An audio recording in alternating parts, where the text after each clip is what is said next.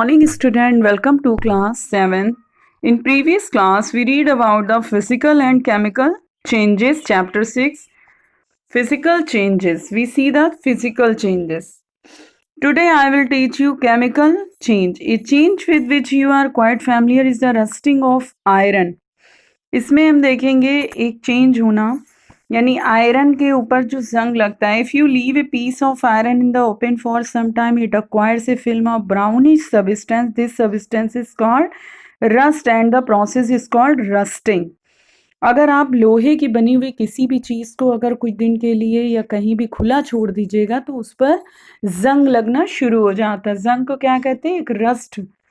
Okay, तो इस process को हम कहते हैं rusting. Iron gates of parks of farmlands, iron benches kept in lawns and garden. Almost every articles of iron kept in the open gets rusted. At home you must have seen shawls and spattered get rusted when exposed to the atmosphere. For some time in the kitchen, we wet iron pan often gets rusted if left there stirred for some time. Rust is not iron, it is different from iron on which it get deposited. Let us consider few more changes where new substances are formed. तो हम ये देखते हैं कि कोई भी चीज़ को हम खुला छोड़ देते हैं. लोहा है, लोहे से बना हुआ तावा है, उसको अगर कुछ दिनों के लिए छोड़ देंगे तो उसके ऊपर भी जंग लगना शुरू हो जाएगा. तो हम यहाँ पर बहुत सारी चीज़ों को कंसीडर करेंगे, देखेंगे कि बहुत ज़्यादा चेंजेस होते हैं और न्यू सब्सटेंस फॉर्म्ड हो जाते हैं. Activity 6.6, get a small piece of a thin strip of ribbon of magnesium, clean it with sand paper.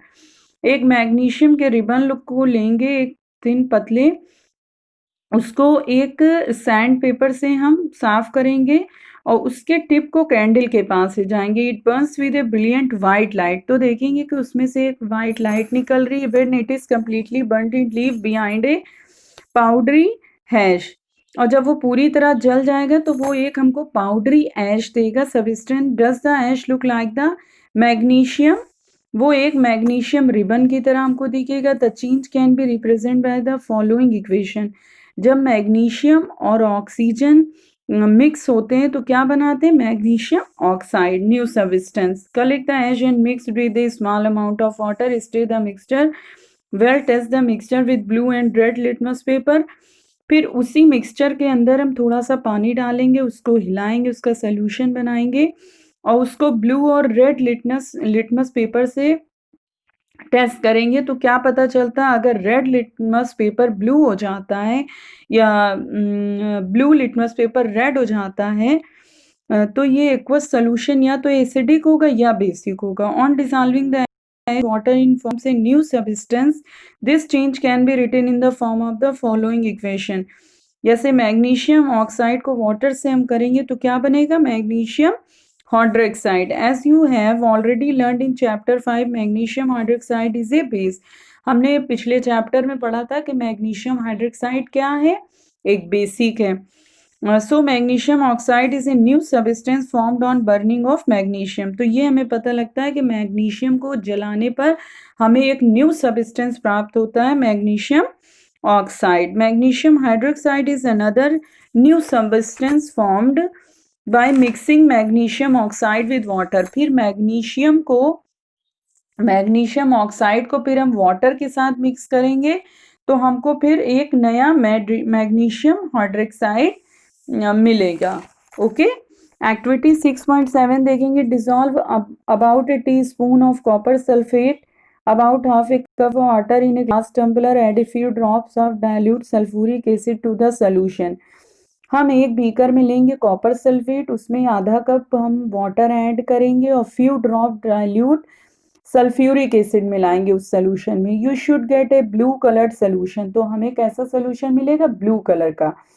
Save a small sample of the solution in a test tube or a small glass bottle. Drop a nail or a used shaving blade into the remaining solution.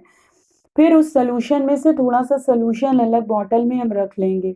Okay, और जो बचा solution है उसमें एक blade को डालेंगे हम. Wait for half an hour. So observe the colour of the solution, compare it with the colour of the sample solution, save separately. फिर उसके बाद हम थोड़ी देर बाद देखेंगे कि जो ब्लू कलर था Do you see any change in the color of the solution? Take out the nail or the blade. Has it changed in any way? The changes that you notice are due to the reaction between copper sulfate and iron. तो हम ये देखेंगे कि जिसमें blade पड़ा था वो क्या हो जाता है, ग्रीन कलर का हो जाता है। तो इसका मतलब ये कि इसके किसके बीच रिएक्शन होता है, कॉपर सल्फेट और आयरन के बीच। The change of colour of the solution from blue to green is due to the formation of iron sulphate. एक नया सब्सटेंस मिल जाता है क्योंकि कॉपर, उसमें हमने कॉपर सल्फेट सोल्यूशन बना था, उसमें हमने आयरन डाला यानी ब्लेड को डाल दिया, तो थोड़ी देर बाद फिर क्या हमको सब्सटेंस प्राप्त हुआ, iron sulphate. The brown deposit on the iron nail is copper, another new substance. We can write the reaction copper sulphate solution blue, उसमें आयरन को ऐड करेंगे तो हमें क्या मिलेगा, आयरन सल्फेट सोल्यूशन और कॉपर। ऐसे ही एक्टिविटी 6.8 देखेंगे। Take about a teaspoon full of vinegar in a test tube, add a pinch of baking soda to it. एक टी स्पून फुल विनेगर, एक टेस्ट ट्यूब में हम सिरका लेंगे, उसमें कुछ सोडा चुटकी भर मिलाएंगे। You would hear a hissing sound and see bubbles of gas coming out. तो उसमें कुछ हिस की आवाज आएगी और धुआं निकलेगा। ओके, सी बबल्स निकलेंगे, gas. Pass this gas through freshly prepared lime water as shown in.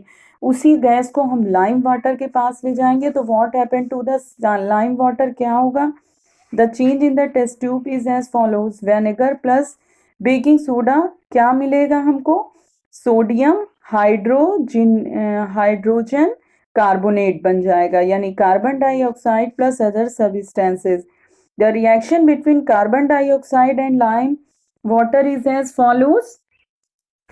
Carbon dioxide plus lime water, तो हमें क्या मिलेगा, कार्बन डाइऑक्साइड को और वाटर को जब हम लाइम वाटर को मिलाएंगे, यानी वो कार्बन डाइऑक्साइड जो हमारी गैस निकल रही थी वो कार्बन डाइऑक्साइड हो गई, उसको लाइम वाटर के साथ हम रिएक्ट करेंगे तो क्या बनेगा, कैल्शियम कार्बोनेट और plus water. When carbon dioxide is pass through lime water, calcium carbonate is form. फिर इसी कार्बन डाइऑक्साइड को जब हम लाइम वाटर के साथ करेंगे तो कैल्शियम कार्बोनेट हमको मिलता है, एक न्यू सब्सटेंसेस मिलता है। The turning of lime water into milky is a standard test of carbon dioxide. You will use it in chapter 10 to show that the air we breathe out is rich in the carbon dioxide.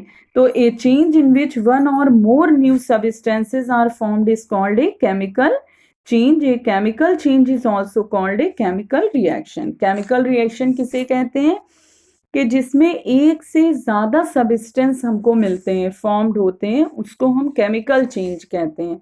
Okay, और उस chemical change को ही हम chemical reaction कहते हैं। ए change in which one or more new substances are formed is called chemical change. Chemical change is also called a chemical reaction. You understand, children? I hope you all understand. We will continue next topic in next video. Okay, thank you, children.